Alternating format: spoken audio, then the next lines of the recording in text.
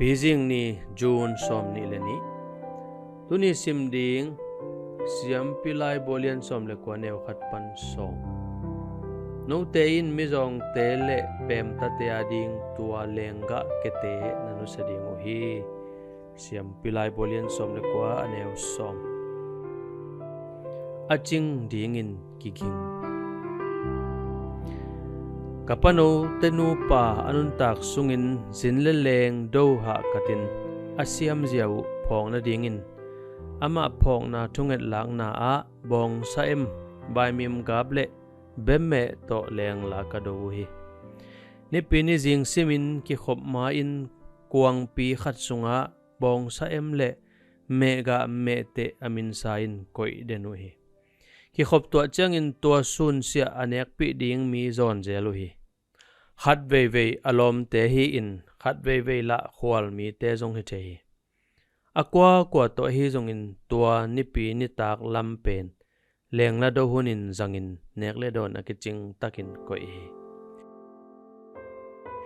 tua bang leng la do zia a hi zo na ding in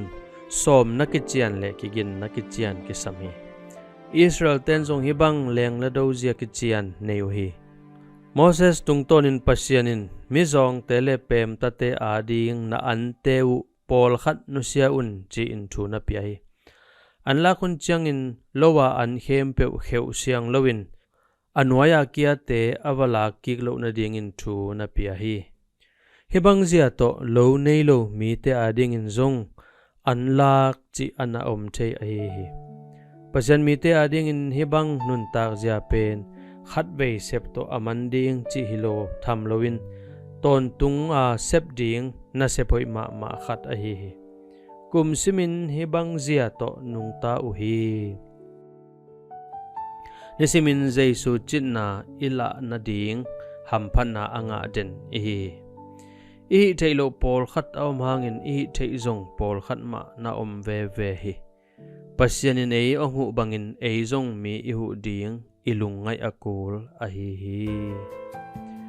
bang chi hun te a aching dingin pasyanin hong sam hiam i na le ding na alak dingin kigin na chi koi chi bang he ding hiam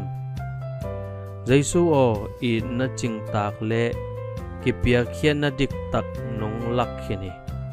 na i na midang te alak dingin akiging den dingin hongu ta in